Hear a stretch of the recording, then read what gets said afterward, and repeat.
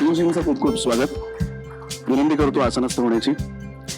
आपल्यालाही विनंती, आपण सुद्धा कृपया आसनस्थ व्हा आणि चलत ध्वनी भ्रमणध्वनी आपले बंद असतील अशी आशा करतो. धन्यवाद. नमस्कार, सुस्वागतम. लोकसत्ता गप्पामध्ये उपस्थित मान्यवरांचं मी कुणाल रेगे सुसंवादक मनपूर्वक स्वागत करतो. गप्पांचे सहप्रायोजक आहेत Kesari Tours, powered by MK Ghare Jewellers. यांच्यासाठी एकदा जोरदार टाळ्या होऊन जाऊ दे. ही मंडळी नेहमी आपल्या सोबत असतात आणि केवळ प्रायोजक नाही, प्रायोजक ही व्यावसायिक भाषा झाली, पण ते मुळात लोकसत्ताचे वाचक आहेत. त्यामुळे लोकसत्ताच्या सगळ्या उपक्रमांमध्ये त्यांचा सहभाग असतो आणि यांच्यामुळे असे उपक्रम करणं अधिक सोयीचं होतं. त्यामुळे त्यांचेही खूप खूप आभार. लेखन, अभिनय, गीतकार, गायक अशी चौफेर मुसाफरी करणारे, सतत सतत नवीन काहीतरी प्रयोग करू पाहणारे, रोखठोक आहेत आणि आरपार स्वभावाचे आहेत, मुळात मनस्वी कलावंत आहेत, असे पियुष मिश्रा सर आज इथे बसलेत. त्यांच्याशी आपल्याला आज गप्पा मारायच्या आहेत. आपण गुलाल चित्रपटातला कवी मनाचा पृथ्वी त्यांनी जो साकारला होता तो पाहिला असेल. मग गँग्स ऑफ वसेपूर आला, त्यातला नासिर सुद्धा आपण पाहिला. मग तमाशा हा चित्रपट आला, त्याच्यातला कथाकार आपण पाहिला. आणि आता परवाच प्रदर्शित झाला चित्रपट तो म्हणजे मैं अटल हूं. या मैं अटल हूं या चित्रपटात त्यांनी अटलजींच्या वडिलांची म्हणजे कृष्णविहारींची भूमिका साकारली आहे. ती आपण पाहायची आहे किंवा काही जणांनी पाहिली असेल.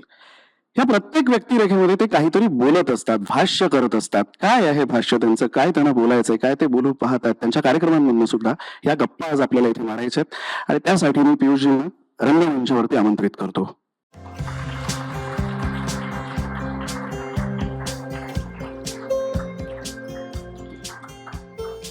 पियुषजींची संवाद साधण्याकरिता प्रसिद्ध अभिनेता आणि रंगकर्मी ओम भूतकर आज आपण त्याला बोलवले. तर ओमला विनंती आहे, ओम तू सुद्धा रंगमंचावरती एकदा ओम साठी जोरदार टाळ्या झाला पाहिजे.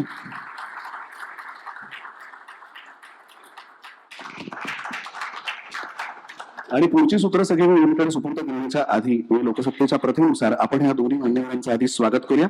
सर्वप्रथम पियुषजींचं स्वागत करण्याची विनंती केसरी टूर्सचे सन्माननीय श्री शैलेश पाटील सर यांना करतो. त्यांना विनंती करतो त्यांनी कृपया रंगमंचावरती यावं आणि पुष्पगुच्छ देऊन त्यांनी पियुषजींचं स्वागत करावं.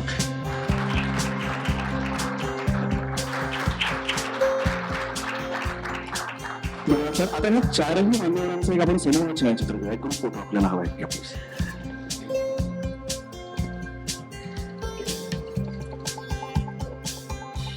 मान्यवरांचे खूप खूप आभार. आणि आता कडे देण्यापूर्वी लोकसत्ताचे संमेलन संपादक माननीय श्री गिरीश कुमार सरांना विनंती करतो ते आपल्या समोर प्रास्ताविक मांडतील. आपको समझ में नहीं आएगा, उसी भाषा में बात करूंगा 2 मिनिट के लिए.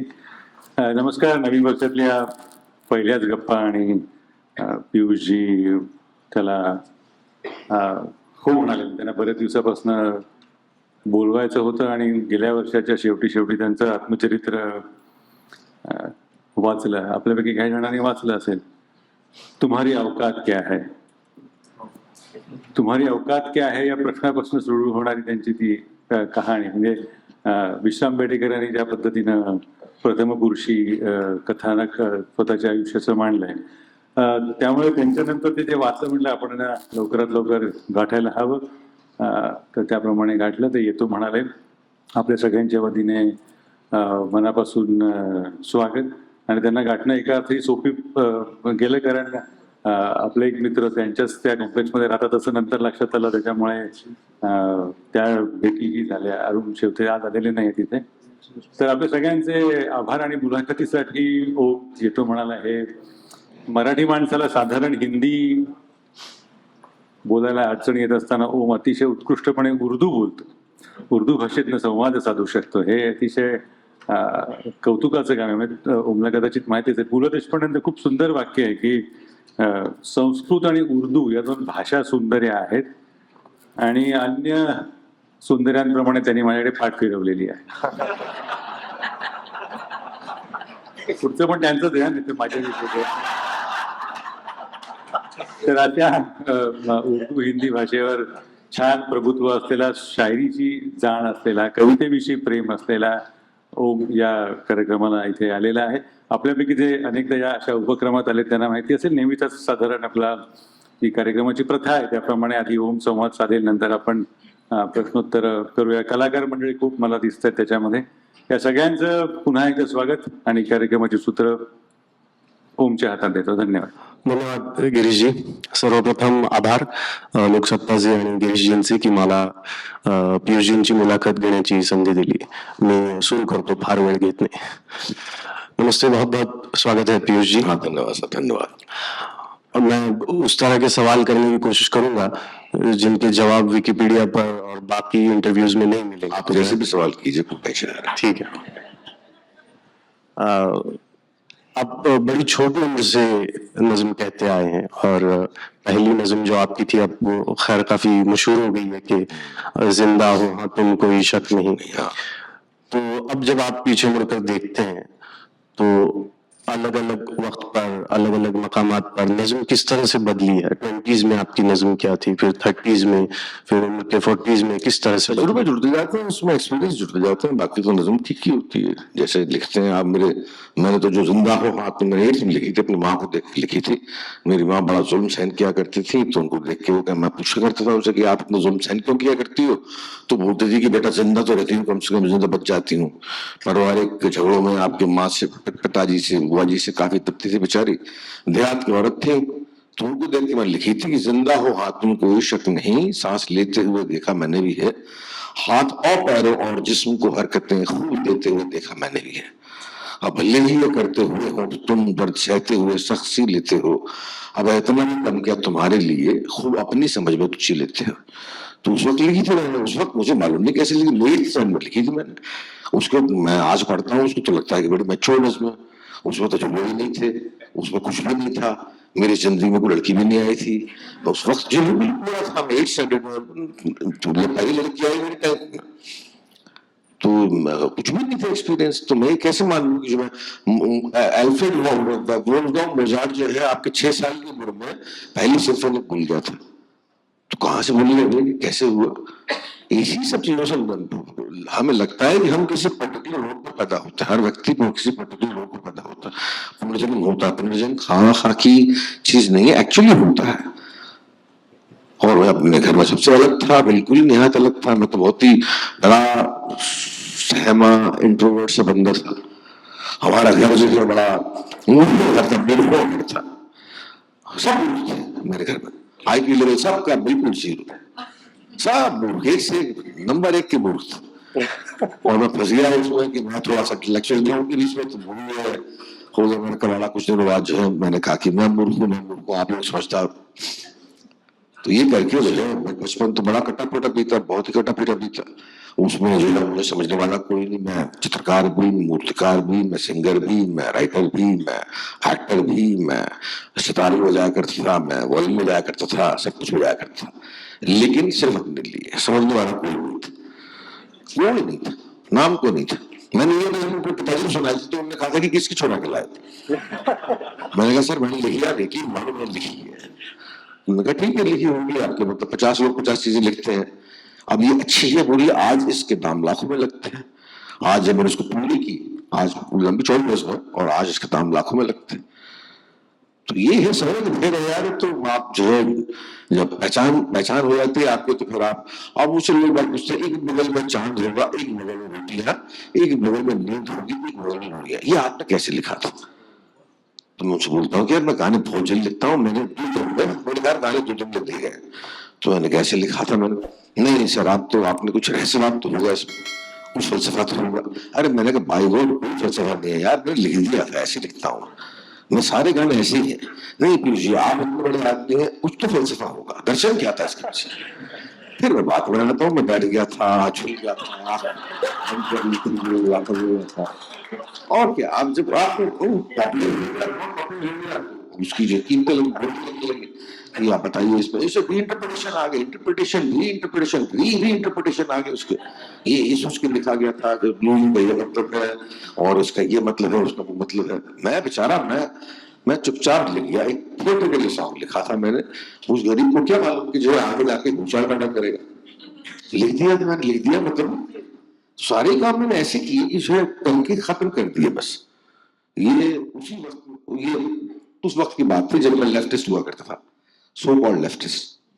तो जो है मैंने उस चक्कर में जो है बहुत सारी चीजें लिखी, लिखकर उन्हें बाहर लाना जो है मतलब ऑडियंस के सामने, कि बहुत लोग व्यापक दृष्टिकोण से बहुत लोग देख सके, सुन सके इसको. वो बाद में शुरू हुआ। 2012 में मेरा हुस्न आया, 2013 में मेरा घर आया, 2012 में अनुराग कश्यप की फिल्म आया, गैंग्स ऑफ वासेपुर में गाना इस्तेमाल हुआ, एक बगल में चांद, तब जो है ये पॉपुलैरिटी मिली। इसके पहले जो है थिएटर के गाने थे, नाटक के गाने थे। नाटक कोई और भी नहीं करता था इसमें, कोई और भी नहीं करता था। तो जैसे इस्तेमाल हो गए, लोग शूट में आ गए, तो उसके बाद लोगों ने इसको सर पर उठा लिया। तो आपकी छोटी सी बात के पे लंबा जवाब दिया मैंने। मेरा काम बड़ा आसान कर दिया सर आपने। और जब नज्म बनती है आपका प्रोसेस क्या होता है? पहले ख्याल आता है? तो यार प्रोसेस तुमने मुझे सवाल पूछ लिया, जवाब नहीं पूछा। कुछ नहीं होता प्रोसेस यार, कुछ नहीं होता दिमाग। और ना मुझे जो है अभी गिरी है पूछ रहे थे उससे कि जो है आपको साइलेंस यार, कोई साइलेंस नहीं पड़ती यार मुझे। मैं अपने बच्चों को समय मोबाइल खुला रहता है मेरा, मोबाइल आता है तो मैं उसको अटेंड करता हूँ, अपने कमरे में लिखता हूँ। कोई मैं जो है सियालकोट नहीं जाता, कोई जो है नेपाल नहीं जाता, कोई गोवा नहीं जाता।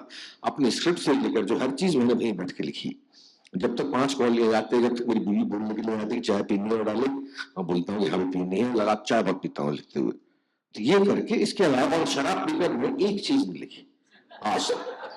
उसको इल्जाम लगाएगी आप दारू खाते हो तो आप शराब पी के पकड़े लिखते हो।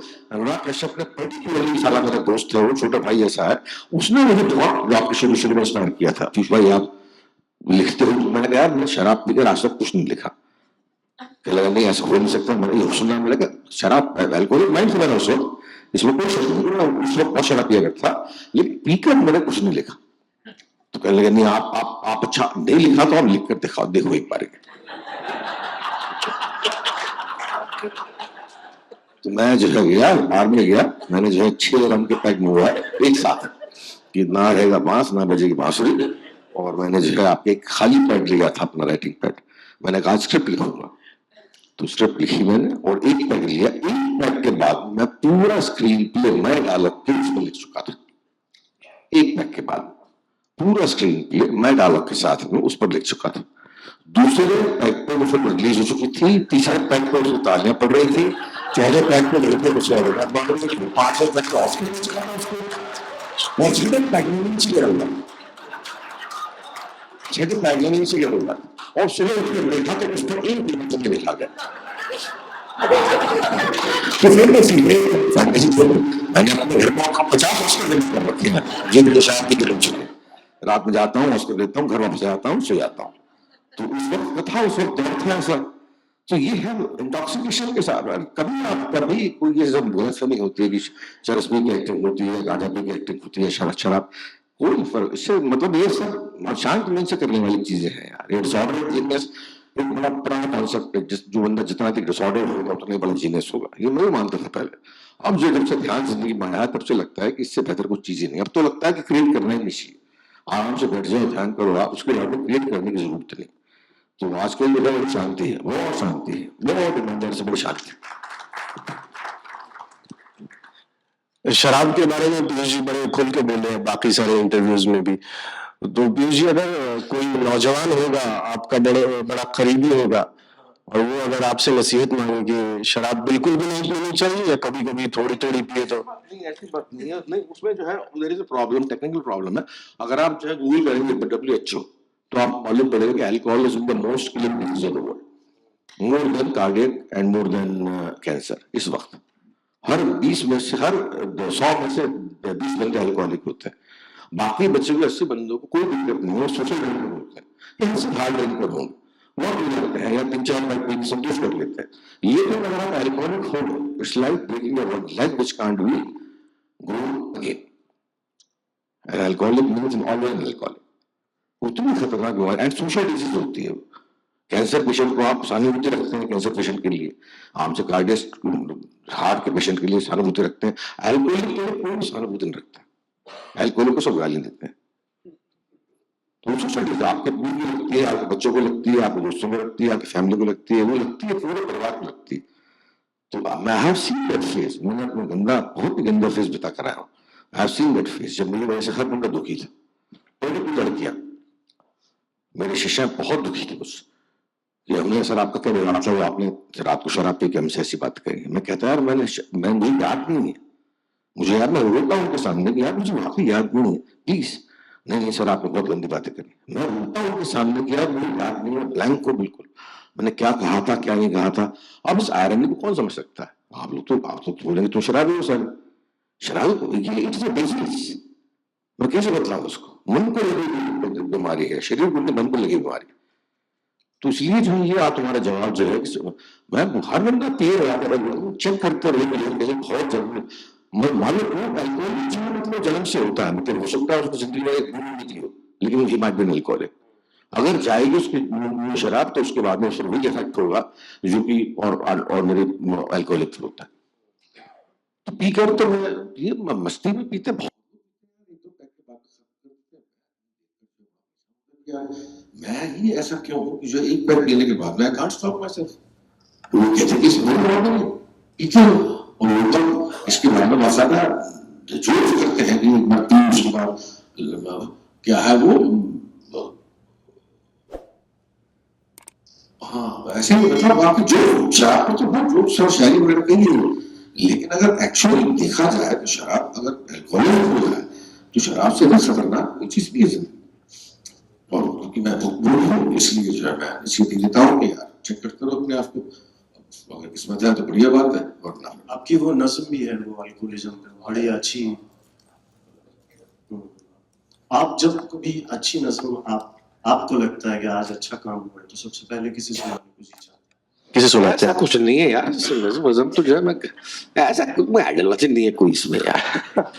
हाँ सब जबरदस्ती की बातें हैं कि जो है ये वो करता है, ऐसी कोई चीज नहीं है। मैं लिखता भी हूँ रीजन ऐसे नहीं, मैं बैठा हूँ आपके ऐसी मेरा मन है लिख दो तो लिख देता हूँ, मन नहीं किया तो नहीं लिखता मैं, लिख देता हूँ। लिख के फिर किसको सुनाऊंगा, मतलब किसको सुनाऊंगा? ऐसे लिख के बैठ जाता हूँ, उसके बाद जब कभी मन किया किसी को सुना दिया। मतलब ऐसा कुछ विशेष पर्टिकुलर व्यक्ति नहीं है जिसको मैं सुनाने के लिए बात हूँ कि हाँ भाई आपने सुनेंगे तो मेरी जान चली जाएगी, ऐसी कोई बात नहीं।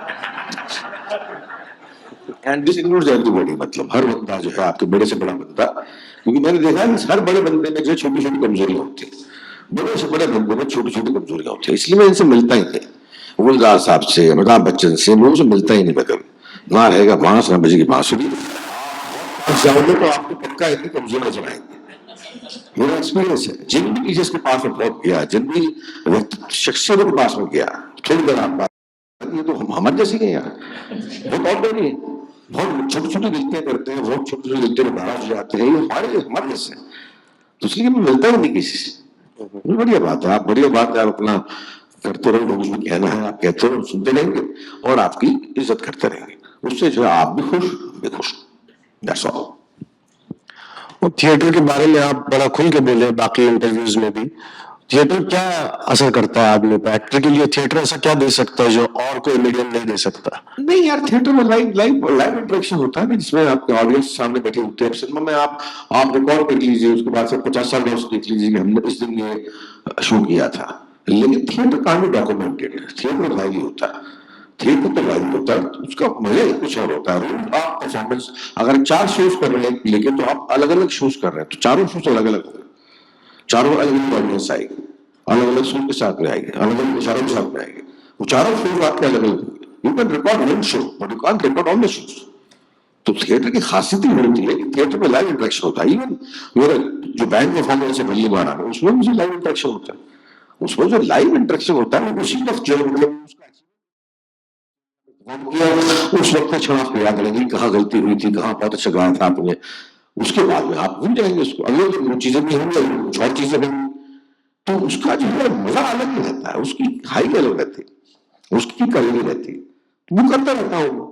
थिएटर में बहुत कुछ दिया है, थिएटर से बहुत कुछ मिलता है एक्चुअली। थिएटर ने बहुत कुछ दिया। थिएटर ने डिसिप्लिन सिखाया, टाइम पर रहना से पंक्चुअलिटी सिखाई, भाईचारा सिखाया, ब्रदरहुड सिखाई, केयरिंग सिखाई। थिएटर ने बहुत कुछ दिया, बहुत कुछ दिया। थिएटर तो मेरे ख्याल से हिंदुस्तान में जैसे कि इजराइल में जैसे बनती है, 2 साल जाने पड़ता है, ऐसी हिंदुस्तान में भी जो है थिएटर बचपन से जो है 2 साल कंपलसरी कर देना चाहिए।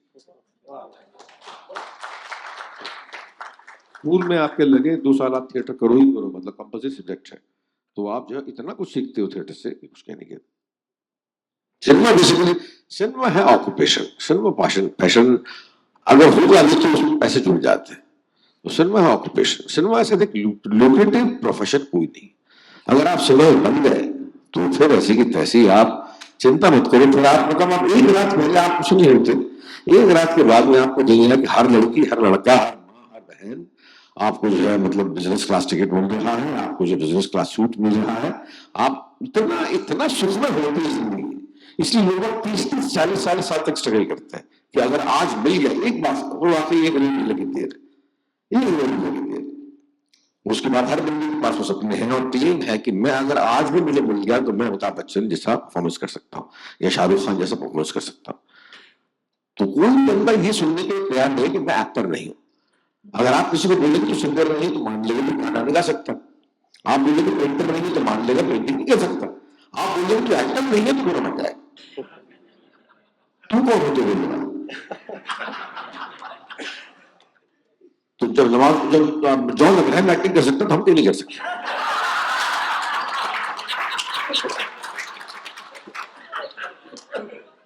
ये प्रॉब्लम है, ये एक्टिंग के साथ प्रॉब्लम, सिनेमा की एक्टिंग के साथ प्रॉब्लम। तो इसलिए एडवाइस करते हैं कि पहले थिएटर कर लो, 4-5 साल जम के थिएटर कर लो, और जो बहुत ही पैशनेट है वो जो अभी तक थिएटर कर रहे हैं वो प्राइट मतलब उनकी मेरी प्रायोरिटी लिस्ट में है, एक्चुअली मेरी प्रायोरिटी लिस्ट में है। मैं पहले बचपन में सोचा था कि जो है मैं खूब पैसा कमा लूंगा, मैं 20-25 साल थिएटर करता रहा दिल्ली में, तब बॉम्बे आने का सवाल ही पैदा नहीं था। तो तब जो है उसके ऊपर से लेफ्ट का भूत था दिमाग पर कि जो है जिंदा जिंदा जला डालेंगे और क्रांति ले आएंगे और ये कर देंगे और वो कर देंगे 50 चीजें, वो उसको भी करना था तो करता रहा। मैं इनकलाब जिंदाबाद करके जो है नाटक भी करता रहा। उसके बाद मुंबई आने की सोची, लगा कि यार अब लेफ्ट छोड़ते हैं थोड़ा पैसा कमा ले, तो भूख भूख लगती थी बहुत, वो बाद में बहुत लगती थी बाद में। तो उसके बाद यहाँ आ गए, पैसा कमाया यहाँ पर, फिर कहलाए कैपिटलिस्ट हो गए तुम पीयूष मिश्रा, अब तुम लेफ्ट के नहीं रहे। तो मैंने कहा चलो भाई तुम्हारी मर्जी, तुम्हारी, हम कैपिटलिस्ट हो गए। फिर यहाँ पर आए, उसके बाद मैंने तुम्हें बात कहाँ से शुरू की थी, मैंने कहाँ ले गया मैं भी भूल गया, मुझे मजा आ रहा है बस। ये था, ऐसी जिंदगी रही है, ऐसी पर बड़ा खाट का पानी पिया बहुत। आपने मेरी किताब अगर पढ़ो तुम्हारी औकात क्या है पीयूष मिश्रा, जो गिरीश जी ने बोली वो है, उसमें मैंने पूरी की पूरी बातें जितना सच बोल सकता था उतना सच बोल दिया, और लोगों ने कहा भी कि इतना सच तुम्हें नहीं बोलना चाहिए था।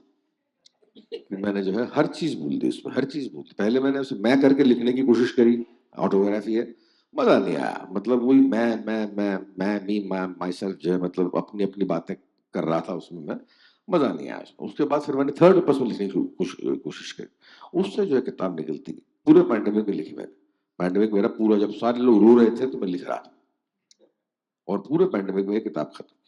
तो उसमें जो है यही रहा कि घाट घाट का पानी पिया हर जगह, क्या आरएसएस, क्या कम्युनिस्ट पार्टी, क्या बीजेपी, क्या कांग्रेस, सबका घाट घाट का पानी पिया और सबका पैर पानी खा रहा है सब। बाद में इसे परिणाम पर पहुंचा मैं कि मैं स्कूल की जो है आपकी बात सटीक नहीं। तो बाद में उसके बाद में धीमे धीमे करके ध्यान आ गया जिंदगी में, ध्यान आ गया, मेडिटेशन आ गया, दर्शन आ गए। अब जो है मतलब मैं क्लियर कर सकता हूँ मैंने जिंदगी में बहुत काम किया, इसलिए शांति की इच्छा होती है। अगर आपने जो काम नहीं किया तो आपने वो फसल मिलती है और काम करने और काम करने खूब काम किया, फिर मुश्किल है तो मैं बड़ा कंटेंट यूज करता हूँ आज तरह कंटेंट। कल आपका प्ले देखा सर, मुझे बहुत पसंद आया आपका प्ले। पूना में मेरा प्ले था, कल पूना में मेरा प्ले था, परसों मुझे पूना में मेरा बैठ था। तो सर जो है कल इत्तेफाक से वहां पर थे, मिले मुझसे हालांकि उसके बाद, लेकिन देखा हमने प्ले भगत सिंह पर प्ले था, भगत सिंह पर मेरा म्यूजिकल प्ले है गगन राव आवाज, बड़ा अच्छा प्ले है। कल देखा, कल हमने किया था वहां पर, 4 बजे आया सुबह। सर उसमें सारे नौजवान थे और टीम एकदम यंगस्टर्स की थी, तो उनसे आपका रिश्ता कैसा है? अरे यार नौजवान मैं समझता है कि साला 60 साल को हो गया, क्या पूरा समझे यार, ऐसे ही बैठे रहो, हमने ये किया, हमें तुम्हें किया हुआ क्यों करते हो, क्यों क्लेम करते हो कि तुमने ये किए करके आया, तुमने क्या किया, तुमने ऐसी क्या चीज होगी तुमसे पहले नहीं हुई, हर बंदा करके आया। ठीक है, बड़ी बात है, कौन सी चीज तुमसे पहले नहीं करी है, लोगों तुमसे पहले एक्टिंग करी है, तुमसे पहले म्यूजिक किया, तुमसे पहले लिरिक्स लिखे, तुमसे पहले स्क्रिप्ट किया, ऐसी कौन सी चीज है जो तुमसे पहले, तुम ऐसा कौन सा काम कर रहे हो? ठीक है हमने कर लिया, ठीक है बढ़िया। उनको यंगस्टर को बोलना कि अरे हमारे टाइम में ये होता था, अरे ऐसी कैसी होती तुम्हारा बचकानी लगे तो हुआ करती थी, हुआ करती थी यार। तुमको क्यों बेचारों को बोलते हो, बुरे हो जाते हैं यार, सुन नहीं चाहते। उनसे ये बोलो कि तुम्हारे टाइम में जो तो आजकल तुम्हारे टाइम में क्या चल रहा है, आजकल कौन सी गालियां कही जा रही हैं, पहली बात तो ये करो। बड़े कूल जाते हैं एकदम से, शराब गालियां बकते हैं। मैंने कहा तुम्हारे सामने तुम्हारे स्तर पर आकर गालियां बकूंगा, तो कहते हैं यार आप तो बड़े मस्त हो भाई। तो मैंने कहा इसी का नाम जिंदगी है। और उसमें जो है आपके हम आपको living on the memory of past pulse की, हमने एक क्लिक किया, हमने हेमलेट किया, हमने ये किया। अरे किया होगा यार, कभी किया होगा, ठीक है किया होगा। अब आज की बात करो, आजकल क्या चल रहा है, आजकल जो वो लोग क्या कर रहे हैं उनसे पूछो, इंटरेस्ट तुम भी लो, तुम क्या करते हो। मैं तो लिस्ट बतलाता हूँ अपने बारे में कि मैं क्या करता हूँ, मैं क्या करके आया हूँ। मैं पहला काम भी करता हूँ कि तुम क्या कर रहे हो आजकल, और उनको फिर जो एडवाइस देने की कोशिश करता हूँ कि मेरे पास एक्सपीरियंस जिंदगी के, और अधिकतर लोग जो है मतलब बॉम्बे आने के लिए उत्सुक है, तो बॉम्बे के बारे में बतलाना उनको कि यार बॉम्बे इतना आसान नहीं है, और कितना आसान है ये बतला देता हूँ उनको मैं कि जो एक्टिंग करना इतना आसान नहीं है। और ये मेरी एडवाइस, ये एडवाइस है, अपनी तरफ से जितना ज्यादा बेहतर एडवाइस देने की कोशिश कर सकता हूँ मैं कर देता हूँ, और खुश रहते हैं मुझसे। दैट्स ऑल, यही है जिंदगी। यही है, जो 15-20 साल में मर जाना, क्या झूठ बोल के मरना है, क्या डर के मरना है किसी से। 15-20 साल हद से क्या मेरे, मैं 61 का हो गया आज की तारीख, मैक्सिमम जीऊंगा 15 साल, मैक्सिमम जीऊंगा 20 साल, अगर बहुत करके हो गया तो। और वो अमिताभ बच्चन तो होने की, मैं 80 साल तक एक्टिंग करता रहूंगा। तो कमाल है वो बंदा, मतलब अभी तक एक्टिंग कर रहा है, अभी तक ब्लॉग चला रहा है, न्यूज चला रहा है, अभी तक जो कमाल ही बंदा। मेरे ख्याल से तो बंदा है हिंदुस्तान, उनके अलावा दूसरा बंदा नहीं है। इतने धर्म जी को देखिए कितने कितने थक गए बेचारे, कितने शिल हो गए। तो ऐसे का दुक्का बंदे बनते हैं, लेकिन वो इंस्पिरेशन बन जाते हैं वाकई, कि जिन पर बुढ़ापा नहीं आता। मैं तो बुढ़ापा क्या मतलब, मैं थका महसूस करने लगा हूँ मानसिक तौर पर कि यार अब काम क्यों किया जाए, काम कितना प्रूव करेंगे अपने आप। भाई सवाल इस बात प्रूव करने की जरूरत क्या, आप अपनी बात कह दो और अगली बात सुनो। लेफ्ट के साथ ये दिक्कत थी, लेफ्ट के साथ मेरी ये दिक्कत थी, मैंने कहा कि मैं कहूंगा नहीं, साबित करो। ये साबित क्यों करें यार, साबित क्यों करें, साबित करना किसी चीज को जबरदस्ती आर्गुमेंट करना, मतलब आर्ग्यू करे ही क्यों। तुम अपनी बात कह दो, मैं अपनी बात कह दो, बात खत्म हो जाती है, बात खत्म हो जाती है। मगाशी हाच विषय निघाला था की आपके सबसे ज्यादा फैन जवान लगते हैं, यूथ के जो one of the biggest supporter. तो आप कह रहे थे कि हाँ उनसे जैसा ही बर्ताव करता हूँ, गालियां वालियां देते हूँ, तो उनको कॉन्टेम्पररी लगता है। बाहर के यूथ के साथ ऐसा बर्ताव करना ये अलग चीज है, लेकिन घर के यूथ के साथ, चाहे बच्चा होगा आपकी लड़की होगी, तो वो कैसे कनेक्शन होता है। हाँ, मेरे बड़े बेटे के साथ तो मेरा बड़ा बेटा एक्चुअली कंसिडरेबली बड़ा है, वो 25 साल का हो गया, और दुनिया देखी है, पढ़ रहा है स्पोर्ट्स मैनेजमेंट, वो आजकल यही है। तो उसके साथ मेरे ये संबंध बहुत भयंकर संबंध, गाली गलौज पर कोई आपत्ति नहीं, ये अपने आप समझ जाता है वो गाली नहीं बकनी चाहिए वहां बैठे हैं। लेकिन अगर देगा तो मुझे एतराज नहीं, मैं गुस्सा भी नहीं होता उसमें। साथ में ड्रिंक करते हैं कई बार, और छोटा बेटा एक्चुअली 19 साल का है, तो 18 साल का है, तो वाकई इतना छोटा है वो कि जो है उससे एक हद के आगे बात बढ़ा नहीं जा सकता। लेकिन जो है जोश के साथ मेरे बड़े बढ़िया संबंध है, यही संबंध, ये जो है खाली दिखाने के लिए नहीं संबंध। और प्रिया के भी जो है, मेरी वाइफ के भी उसके साथ यही संबंध है कि जो है मतलब हमारा ये अंडरस्टैंडिंग है, घर 4 बंदों का घर है, कि कोई झूठ नहीं बोले, कुछ भी हो जाए, कुछ भी हो जाए, कोई झूठ नहीं बोले, सच बात बोल दो। कोई झूठ नहीं बोले कि बाबा घर पर नहीं है, फोन आया तो बोल दो कि बाबा है अंदर लेकिन आपसे मिलना नहीं चाह रहे।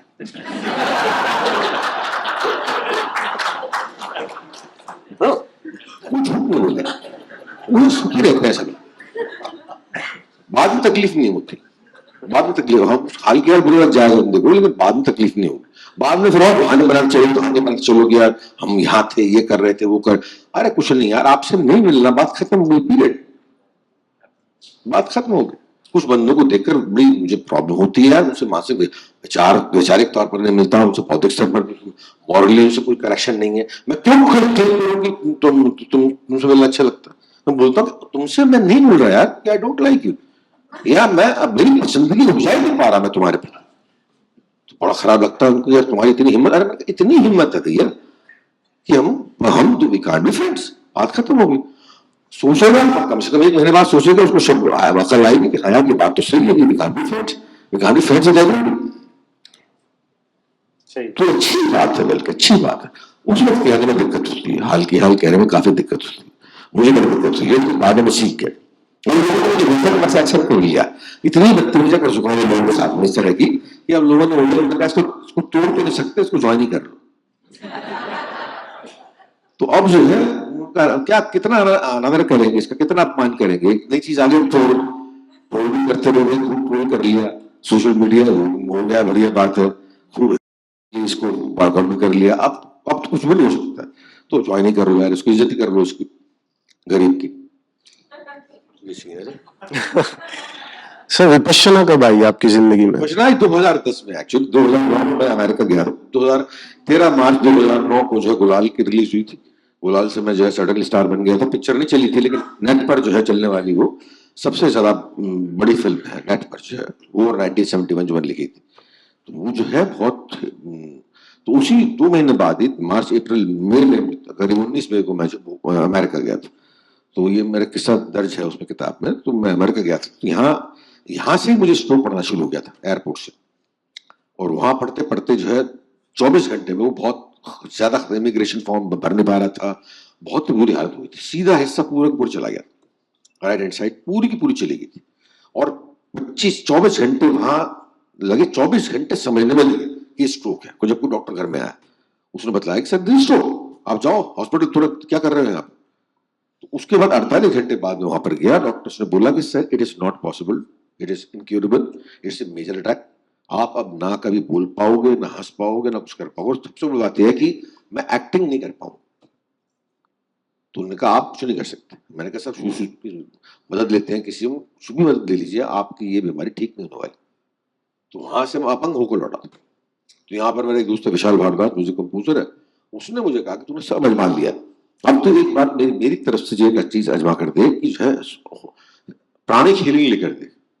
एक प्राणिक हीलिंग होती है जो मेडिकल साइंस का हिस्सा नहीं होती। वो अंजू दीदी बैठती है यहाँ पर गोकुल धाम मेडिकल सेंटर में, वो अभी तक जो है मेडिकल साइंस का हिस्सा नहीं है, उसको डॉक्टर्स मानते नहीं कि प्राणिक हीलिंग। आपको सामने बिठा के वो आपके मतलब फूंक मारते हैं और क्लेम करते हैं कि हाँ ठीक कर देंगे। क्लेम किया उन्होंने, मैं 1 महीने गया उनके पास, और 1 महीने बाद में मैं बोल भी रहा था, मैं चल भी रहा था, मैं एक्टिंग कर रहा था। उसके नेक्स्ट एकदम से नेक्स्ट मैंने फिल्म करी रॉक स्टार, और उसके बाद गैंग्स। तो उस वहां से जो है मुझे ये लगा, फिर एकदम से किसी ने कहा कि यार इतना कर चुका है तू, तो एक काम कर, तू जो है विपश्यना भी चला जाए। तो विपश्यना भेज दिया उसने, 10 दिन वहां पर रहा। आने के बाद समझ मुझे लगा तो कुछ चीज तो है ये विपश्यना जो हम समझ नहीं पा रहे, हमारे दिमाग में नहीं जा पा रही। 5-6 साल लगे समझने, 5-6 साल लगे समझने। जब समझ गए एक बार की ना, तो जिंदगी एकदम स्मूथ हो। तो मैं जहां जाता हूँ यंगस्टर्स को ये एडवाइस करता हूँ कि एक बार जाकर तो देखो। 10 दिन में क्या, 10 दिन जिंदगी में सारा 10 दिन गर्लफ्रेंड है, घूम लो, कुछ नहीं तो वहां चले जाओ। और नई बातें होंगी, बढ़िया बातें होंगी। वहां पर सिगरेट नहीं पी सकते, वहां पर शराब नहीं पी सकते, वहां पर कुछ मौन धारण करना पड़ता है। जो चीज सिखाते हैं कि अपने how to deal with the breathing, how deal with the breathing, वो आप कर लो। अगर समझ में आ गई तो जिंदगी बन जाएगी, नहीं समझ में आ गई तो 10 दिन वेस्ट क्या है, छोड़ो यार। 10 दिन 50 10 दिन आते हैं जिंदगी। तो वो किया। उसके बाद में करते करते करते करते मतलब 2010 से लेकर आज 2014 24 चल रहा है, मेरे शख्सियत में जमीन आसमान का फर्क है, जमीन आसमान का फर्क। जिन लेफ्टिस्टों ने मुझे इतना सताया, लेफ्टिस्टों ने मुझे, उन तक मैं माफ कर चुका हूँ। हाँ, मैं मतलब आपके तो क्या, तुम खुद उलझे हुए हो। मैं पहले गाली दिया करता हूँ, अब बोलता हूँ तुम खुद उलझे हुए हो यार, तुम नहीं समझ पा रहे। तो माँ कालवास क्या कह गया तुम्हें समझ नहीं आ रहा। तुम हमसे बन जाते चौसेस्क्यू, पोलपोट और तुम जोसेफ स्टालिन। ये ये मार्क्सवाद नहीं है। कार्ल मार्क्स तो बहुत ही बड़ा आदमी था, अचीवर था। तो कहती तुमसे बात करना इम्पॉसिबल है। ये है सर। कोई खास कोई बात हुई थी कि उसके बाद लेफ्ट से आपने? नहीं, खास बात क्या, 20 साल तक यार बात ही होती रही, मतलब बात ही होती रही लगातार लगातार। क्वेश्चंस करना जो है लोगों ने भुला दिया। Don't question. पहले बिल्कुल आंख मूंद कर काम किया इनके लिए, उसके बाद डोंट क्वेश्चन।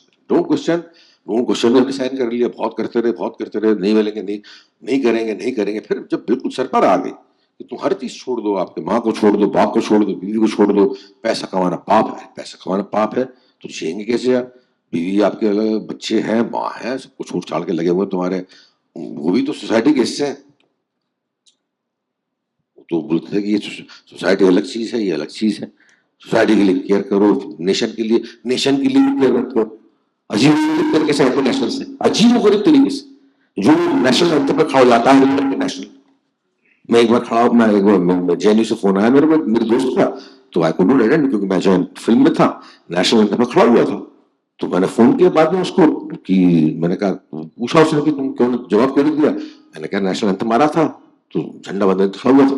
अरे तुम इतना गिर गए, इतने पापी हो गए, इतने नीच हो गए, दुराचारी।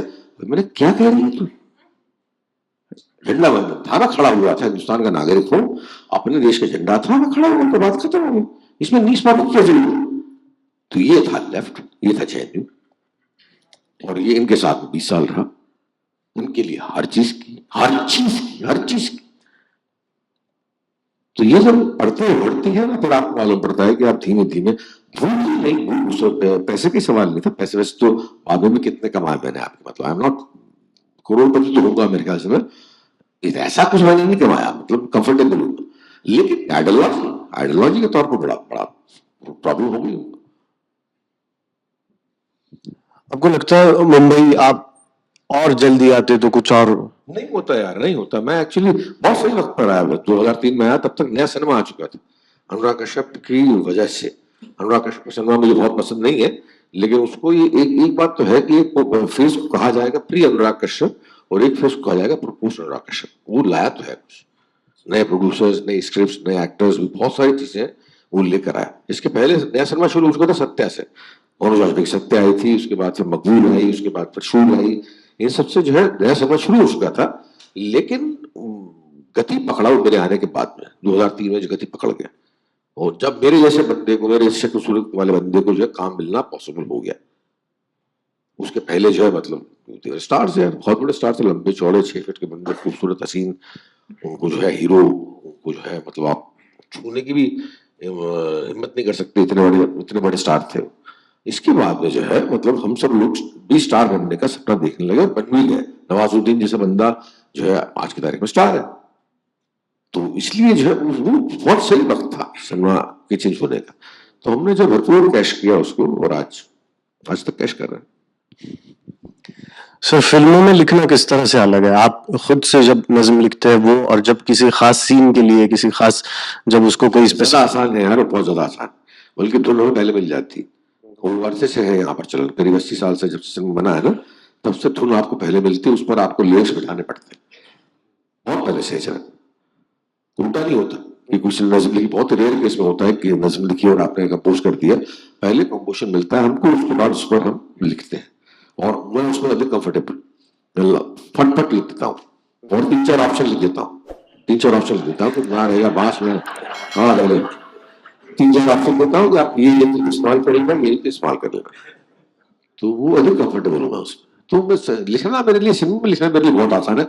लेकिन सिनेमा में लिखा कहाँ है मैंने, मतलब बहुत ज्यादा गाने लिखे हैं, इत्तेफाक से जो गाने गाए हैं, इत्तेफाक से वो गाने पॉपुलर हो गए। और हमें प्रचंड पॉपुलर हुआ, ये घर पॉपुलर हो गया, उजला पॉपुलर हो गया, ये बोलो में चांद बोलो, ये पॉपुलर बहुत हो गए, बहुत ज्यादा। अदरवाइज सिनेमा में मैंने जितने सॉन्ग लिख रहा है, जितने और लिख रहे हैं, उतना गाने मैंने लिखे नहीं कभी। दोस्त से बात हो रही थी आपके बारे में, एक दोस्त, मेरे दोस्त थे, आपके बड़े फैन है, उनसे बात हो रही थी। उन्होंने कहा, मैंने जब उनको बताया कि आप आने वाले हो, तो उन्होंने आपके बारे में आपका डिस्क्रिप्शन ऐसे दिया कि he is a very layered artist. Layered, बहुत सारे लेयर्स है उसमें। तो आपका क्या कहना है, व्हाट इज दिस लेयर्ड? आप इसको, आपके बारे में जो डिस्क्रिप्शन है, आप उसको कैसे देखते हैं? मैं समझ ही नहीं पाया सर, लेयर्ड का मतलब क्या हुआ? मैं तो एक्सप्लेन कर रहे हैं मुझे, या मैं समझ नहीं पाया लेयर्ड क्या मतलब है? दो लफ्ज इस्तेमाल के, layered and very nuanced artist. I am not able to understand, मतलब लेयर्ड क्या मतलब है? एज ए ह्यूमन बीइंग तो मैं जो हूँ, मैं अधिकतर मैं समझता हूँ कि जितना पढ़ चुका हूँ अपने बारे में, उतना जो है मतलब मैं बहुत क्लियर हूँ। मैं रात को अपनी बीवी को मुंह दिखा सकता हूँ, भगवान को मुंह दिखा सकता हूँ कि हाँ मैं जो हूँ, वो मैंने आपके सामने बताया। इसके अलावा ये आर्टिस्ट मतलब बहुत सारे काम करता हूँ, ये बात भी है। बहुत सारे काम करता क्या हो जाते हैं, मैं करता नहीं हूँ, हो जाते हैं अपने आप। मैंने कभी क्लेम नहीं किया कि मैं टैलेंटेड हूँ, आई एम गिफ्टेड। मैंने कभी क्लेम नहीं किया आई am not talented person, I am gifted person. मुझे पता नहीं क्या मतलब, मुझे आजकल जो जब से मैंने प्रश्न करना शुरू किया है, मुझे लगा है कि यार मेरे को तो हुक्म मिला है, किसी ने एम्प्लॉयमेंट दिया है मुझे कि ये काम करो और करके आओ, जैसे हर बंदे को हुक्म मिला है मेरे ख्याल से। हर बंदा पहचान नहीं पा रहा कि तुम एक्टिंग करो, तुम ये करो, तुम बहुत सारे काम कर लो। ऐसा जो है मुझे लगता है कि बहुत, जब से सोचना शुरू किया है, निराकार की साधना करना शुरू किया, तब से हर चीज इतनी स्मूथ हो गई कुछ कहने के। पिछले 4 साल में इतनी बढ़िया जिंदगी हो गई है, मैंने कोई चाहा नहीं कि बैंड बन जाए या यूएस चला जाऊं या प्ले हो जाए या पैसा कमा लूं, ये सब हो रहा है, अपने आप हो रहा है।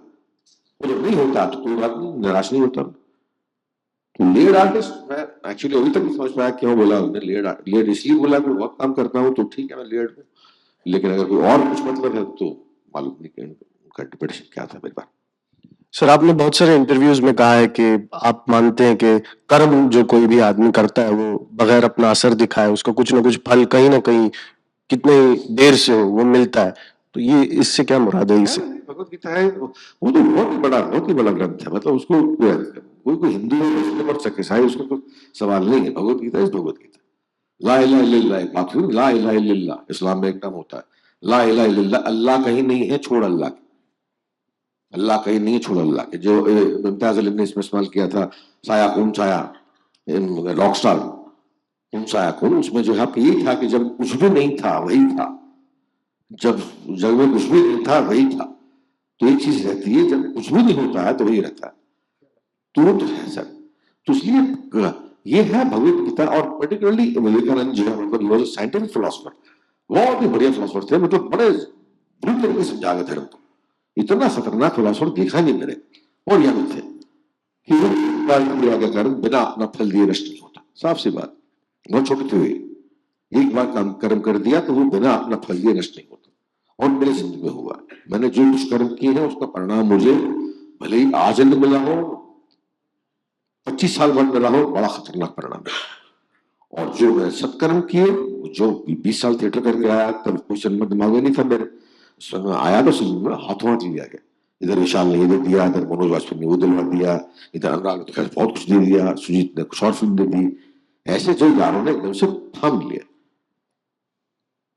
तो एक बार किया गया कर्म बिना अपना फल दिए नष्ट नहीं होता, ऐसा क्लेम करना जो है ये बहुत बड़ी बात, और मेरे ख्याल से हर बंदे को करना चाहिए। इसी ये सोच एक्टिंग में एक्टर में बोलता हूँ यार तो एक्टिंग तो करो, तुम एल्गोरिथम चाहिए, तुम एक्टिंग तो करो, पहले एक्टिंग तो करो, एक्टर का रोल चाहिए तुम्हें, एक्टिंग के अलावा तुम सब कुछ करते हो,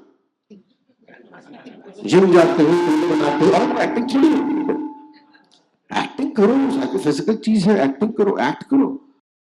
और मैंने साइलेंट में बैठ के, मैंने खामोश में बैठ के एक्टिंग की। जब मेरे पास एक्टिंग का मतलब गुंजाइश ही नहीं समझ में आ गई, उस वक्त मैं एक्टिंग करता था दिल्ली में, और उसका परिणाम मिला। यहाँ आया तो खूब सारे मतलब रोल्स मिले बहुत। मैं ये नहीं क्लेम करता कि मैं स्टार हो गया, क्योंकि स्टार मैं नहीं हुआ एक्चुअली, फिल्म स्टार नहीं हुआ। फिल्म स्टार में होता है जिसका प्रोड्यूसर पैसे लगाने की तैयार होता है, स्टार में होता है। मैं रॉक स्टार बन गया ये पिछले 8 साल में, जो है ये जापान वैन जो बना, इससे मैं रॉक स्टार बन गया, और उस मैं क्लेम करता हूँ। तो ये जो है मतलब वो यही है कि करो, मैं क्या बोलूं यार, यंगस्टर बोलते हैं, नौजवानों के लिए कुछ बोलो, आप उससे बोलते हैं, मैं ही बोलता हूँ यार काम करो, काम करो, इसके अलावा उसका कोई चारा नहीं। आपको भेजा गया है इसलिए, जिंदगी सिर्फ काम करने के लिए बनी। काम करो, आप एक बार काम करो, काम करो, इश्क करो। इश्क शुरुआत यहाँ से होगी, मतलब इस हो, फिर अंततः जाके आपको 50-60 साल की उम्र में आपकी कहीं और हो जाए। आप निराकार की साधना करो, उससे इश्क करो, तब के जाके सूफियाना कलाम निकलते हैं। तो ऑडियंस की तरफ आपने कहा you are happy with whatever you have done achieved. ये हैप्पीनेस क्रिएटिव आदमी के लिए अच्छा नहीं है, ऐसा नहीं लगता आपको? नहीं सर, एक होता है सुख, सुख मिला। अगर सुख की आप कल्पना करते हैं तो आपको दुख की भी कल्पना करनी पड़ेगी, क्योंकि वो एक ही सिक्के के दो पहलू होते हैं। एक होता है आनंद, सचित आनंद, वो होता है आनंद, वो एक परे की फीलिंग होती है। बुद्धि का क्षेत्र सीमित होता है, बुद्धि एक हाथ के आगे सोच नहीं पाती, आगे सोच पाती है तो होता है सबकॉन्शियस, वहां पर मिलता है आनंद। विपश्यना करते हुए ऐसा सुख मिलता, आनंद मिलता। कैसा आनंद है? अनुभूति है, वो बतला नहीं सकता, बतला नहीं सकता किसी को, अनुभूति है, वो फीलिंग है। तो ये इससे ये छोटे सुख है कि जो है मतलब फिल्म हिट हो गई तो हम बहुत झूम लिए, शराब पी ली, ये हो गया वो हो गया, पार्टी से चले गए। जब यूफोरिया खत्म होता है तो मालूम पड़ता है कि बॉस आगे भी जिंदगी है, बड़े चलो।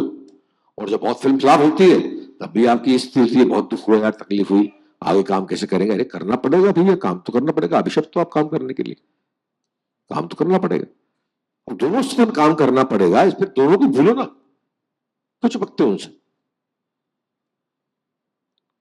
तो यही है आनंद, एक अलग ही चीज है, वो अनुभूति है, मतलब उसको एक्सप्लेन करना बड़ा मुश्किल है। नमस्कार. सॉरी। ओम, मराठीत सांगतो, तुम्ही त्यांना विचारा की हे जे आता मेडिटेटिव्ह ॲटिट्यूड मध्ये, ॲटिट्यूड नाही, मेडिटेशन मध्ये गेले आहेत, त्यांनी एक शांती आणि सुख मिळाले, तर त्यातनं त्यांच्या मनस्वीपणावरती काही परिणाम झालाय का? मनस्वीपणाची जी डिग्री आहे त्याच्यावर काही परिणाम झालाय का? वो कह रहे हैं कि विपश्यना के बाद और ध्यान के एक्सपीरियंस के बाद आप में जो बेतकल्लुफाना जो लहजा है आपका, एकदम खुल के जो स्पॉन्टेनिटी से बात करते हो, उसमें कुछ तब्दीली आई, उसमें कुछ फर्क पड़ा? करता गया मैं इसमें, पहले भी थी लेकिन नकलीपन था बहुत ज्यादा, पहले भी थी, बहुत नकलीपन, लड़कियों को इम्प्रेस करता था बहुत, पर्टिकुलरली इसलिए साफ बोलता था। एक बार अनुराग कश्यप के यहाँ बैठा हुआ था मैं, याद 2012 की बात है मेरे ख्याल से, तो बोल रहा उसकी पहले की बात, गुलाल के लिए ऑडिशन हो रहे थे, लड़कियां आ रही थी, तो एक लड़की, पता नहीं क्या हुआ मुझे, लड़की के पास गया मैंने कहा यार आपको देख के मेरे अंदर बड़ी दुर्भावना उठ रही है। मैंने बोल तो दिया, अब मुझे पछताया यार कि मैंने कहा यार गलती होगी। और वो लड़की मेरी साफ बोले, मर मिटी, आप इतने साफ कैसे बोल सकते हो सर, मैं तो पागल हो गई आपके लिए। और मुझे लगा कि ये लड़के पटाने का बढ़िया तरीका है यार, जाके पहले बोल दो कि साला मैं तुम पर गंदी नजर रख रहा हूं। तो ये था पहले, ये फीलिंग थी पहले। अब जो है करके जो धीमे करके जो है वो धीमे, आपने पूछा था हाँ साफ कोई नहीं, ये फर्क आया कि साफ, अब लगता है कि मतलब जरा सा भी अगर आप जरा सा भी मुंह से जो है कुछ ऐसी चीज निकल जाए जो मैं नहीं करता, तो अंदर तरफड़ाहट रहती है। कोई गलती हुई किसी बंदे के प्रति, मैंने कहा सॉरी नहीं मांगी, तो अंदर रहती है बात कि यार अगर मांग लेते तो क्या बुरी बात थी, मामला खत्म करते। अब वो रिसेंटमेंट है, अब तुम्हारे अंदर ही पनपेगा, उसके अंदर ही पनपेगा, तो खत्म करो बात को, वहीं की वहीं मांग लो माफी। तो माफ भी किया और माफी भी मांगी और माफ भी किया, लोगों को दोनों चीजें की। लगा कि यार इसने गलती कर दी, बहुत बड़ी गलती कर दी। अब ठीक है, कई लोग मर चुके थे सर, कई लोगों की मृत्यु हो चुकी थी जिनके प्रति मेरा रिसेंटमेंट था, और मर चुके हैं उनको मार रहा हूं मैं दिमाग में। अरे वो डाइड ऑलरेडी, उनको आप मानसिक तौर पर मार रहे हो तो आप खुद डिस्टर्ब हो रहे हो। और आपके सबकी जिंदगी में होंगे ऐसे बंदे जो एग्जिस्ट नहीं करते, लेकिन उनके प्रति इतना गुस्सा है कि वो अंदर रह के जो मवाद बन गया है कि जो उसको मारो मारो मारो। अरे मर चुके वो है नहीं यार, तो ऐसी चीज छूटने के लिए आप क्या करेंगे? You have to forgive them. Forgive होता नहीं है आपसे आसानी से एज ह्यूमन बीइंग। तो अब उसमें ध्यान ये आता है, विपश्यना ध्यान उस वक्त का आप करते करते वो जो पूरा जो प्रोसेस होता है प्रश्वास का, प्राणों का, उससे जो है आपके क्रेविंग और एवर्जन दोनों खत्म होते जाते हैं। क्रेविंग मतलब आपके किसी की जो क्रेव करना, और एवर्जन मतलब बहुत अत्यधिक घृणा और अत्यधिक मोह, वो दोनों धीमे करके खत्म हो जाता है, बशर्ते कि आप रेगुलरली कर रहे हो उसको। तो मेरे को तो अच्छा हुआ, मेरे को जवानी में चाहिए, जवानी है अभी तो मेरी सारी, अभी कौन सा बुरा हुआ, अभी तो बहुत जीना है, तो मिल गई तो है, बहुत बहुत परिवर्तन है मेरी जिंदगी। आपको डर लगता है क्या? शायद आपको सुन के मुझे डर लग रहा है, ये विपश्यना वगैरह की तरह ये ज्यादा करके आपकी गालियां वगैरह बंद तो नहीं होगी ना? गाली कहीं बंद तो नहीं होगी विपश्यना के बाद? गाली तो आज तो मैं फंस गया, मैं तो यहाँ पर, वरना जो है आप लोग बहुत संभ्रांत लग रहे हैं एक्चुअली में, और इतना बढ़िया हॉल है तो, वरना गाली के बिना कहाँ रहता हूँ सर, गाली के बिना तो प्यार ही नहीं होता किसी से। अरे मजा, अरे उसका मजा ही कुछ और होता है, मतलब वो मजा ही कुछ और होता है। वो अच्छा करता है, मेरे एक्टर्स अच्छे करते हैं तो भी गाली देता हूँ, वो खराब करते हैं तो भी गाली देता हूँ। तो नमस्कार, आपने कहाँ की विपश्यना? मैंने सर इगतपुरी में। अच्छा, गोयनका जी, हैं? गोयनका जी के यहाँ? हाँ, गोयनका जी के, हाँ कहीं भी चले जाओ गोयनका जी कहीं करते हो आप, उनके जो है मतलब 10 दिन के डिस्कोर्स होते हैं, तो वही पैटर्न है उनका कि जो सुबह से लेकर शाम तक मेडिटेशन कराने के बाद में शाम को उनके डिस्कोर्स चलते हैं। तो आप उनको जो गोयनका जी मतलब इतने बड़ा वैज्ञानिक आदमी है, मैंने तो एक श्री एम देखे केरला के हैं और एक ये देखे, अदरवाइज मैंने सारे के सारे जो जितने भी देखे सब में जो है खोट नजर आया मुझे। ये तो और इतना बड़ा आदमी, कितना मेजर इंडस्ट्रियलिस्ट है, मतलब कितने स्कूल चलते हैं उनके नाम पर, कितनी इंडस्ट्री चलती है, सारे के सारे इवेंचुअली करके जो है सब इवेंचुअली उसे लगा कि यार ये है ठीक है, बच्चे संभाल लेंगे, मेरे वश की बात नहीं, ये छोड़ दिए, डिटैच हो गए आराम से। नमस्कार। नमस्कार। काफी बार ऐसा देखा गया है कि कुछ लोग रास्ते में पैदा होते हैं, कुछ लोग महलों में पैदा होते हैं, कुछ लोगों को काफी मेहनत के बाद करियर में हासिल होता है, कुछ लोग कम मेहनत करके भी काफी आगे पहुंच जाते हैं। आपका क्या कहना है इस पे? कभी कभी एक स्कूल ऑफ थॉट कहता है कि नसीब नसीब की बात है, पर किसी ने कहा है कि हाथ की लकीरों को मत देख गालिब, हाथ तो नसीब तो उनके भी होते हैं जिनके हाथ नहीं होते। तो नसीब को अगर बाजू में रखें तो आपका क्या व्यू है इसके ऊपर? नसीब सर जो है, कर्म जो है अपने हाथ की लकीरों को बदल देते हैं। अगर आप कर्म करते चले तो आपके हाथ की लकीरें बदल जाती हैं, ऐसा मेरा मानना है। मेरी हाथ की लकीरें कुछ और थी बचपन में जब देखी थी, उसके बाद जब मैंने कर्म किया तो बदल गई, एक्चुअली बदल गई, फिजिकली बदल गई। तो कर्म तो जब बड़ी बड़ी चीजें मोड़ देता है। आप कर्म कीजिए पहले, लेकिन बहुत मुश्किल होता है कर्म, साइंटिफिक तरीके से कर्म खाली कर्म करने के लिए, कर्म का परिणाम ये होगा इसके लिए नहीं, कर्म खाली कर्म करने के लिए। एक्टिंग मैंने की खाली एक्टिंग करने के लिए। मैं इतने बड़े बड़े परफॉर्मेंस अपने घर में ले जाकर, घर में कोई देख नहीं रहा, कोई ऑडियंस नहीं है, कोई ताली नहीं मार रहा, मैं कर रहा हूँ, एक्टिंग कर रहा हूँ। मैं आया एक बार 1 साल के लिए आया था 89 में, मुझे पागल डिग्री कर दी यहाँ से लोगों ने, पागल हो गया। मैं बीच पर जाकर एक्टिंग करता था, बीच पर कोई भी नहीं था, मैं वहां पर डायलॉग बोलता, उस वक्त कोई भी दिख नहीं रहा, बहुत खराब हालत थी मेरी। एक बंदा फटे हाल, पेट में दाने नहीं, जिस पर कपड़े नहीं, वो कुछ बोल रहा है, वो क्या मालूम क्या बोल रहा है। ये कब की बात है सर? 89, 1 साल के लिए आया था। तो उस वक्त मैं एक्टिंग करता था, लोगों ने कहा कि यार पागल है, चल अपने आप से बातें करता है। ऐसा भी हुआ। तो मैंने खाली कर्म करने के लिए, और किस चीज के लिए नहीं।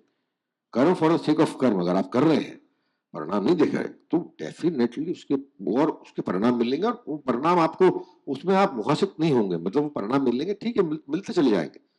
You won't get involve that results, आप आगे बढ़ते जाएंगे। बड़ी मजेदार स्थिति होती है वो, एक्चुअली वो तस्वीर कर सकते हैं आप उसका, आप इमेजिन कर सकते हैं, लेकिन अगर मिलनी शुरू हो जाए तो मजा आ जाता है, मजा आता है, जिंदगी जीने का मजा आता है। वो कहते हैं ना इसको, वचना को गोयनका जी कहते हैं art of living, art of living. ये जिंदगी जीने का तरीका है actually, it's an art of living, how to live actually. वो जीना सिखाते हैं एक्चुअली, बड़ा मजा आता है, बड़ा मजा आता है।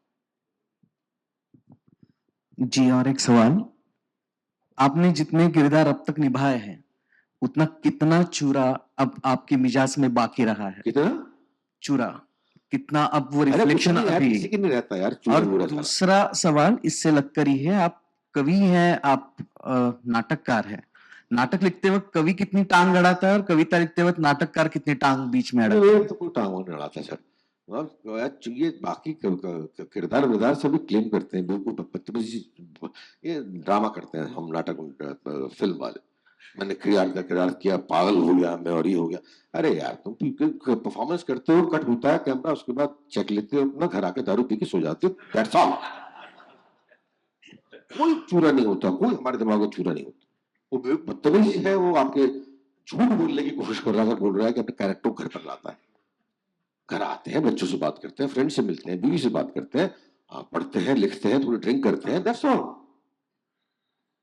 और बाकी ये इसका जो क्या आपका दूसरा सवाल था कि इसमें मैंने तो यार अलग नहीं लगाता, कोई चीज अलग नहीं लगाती, कोई चीज। मैं जब काम करता हूँ, एक काम करता हूँ आजकल, कम से कम पिछले 5-6 साल से एक काम करता हूँ तो उसमें लग जाता हूँ, उसमें लग जाता हूँ। और इसलिए इतने सारे काम कर पा रहा हूँ, अभी इतने सारे काम कर पा रहा हूँ, विभिन्न किस्म के काम कर पा रहा हूँ। जी, सवाल के बारे में ये आप ज्यादा आसानी से बता रहे हैं और डिसमिस कर रहे हैं, ऐसा लगता है मुझे, क्योंकि अगर जो नौकरी करने वाला होता है, वो जो ऑफिस में जो कुछ उसके बारे में होता होगा, ऑफिस का जो कुछ माहौल होगा, उसके साथ घर आता है।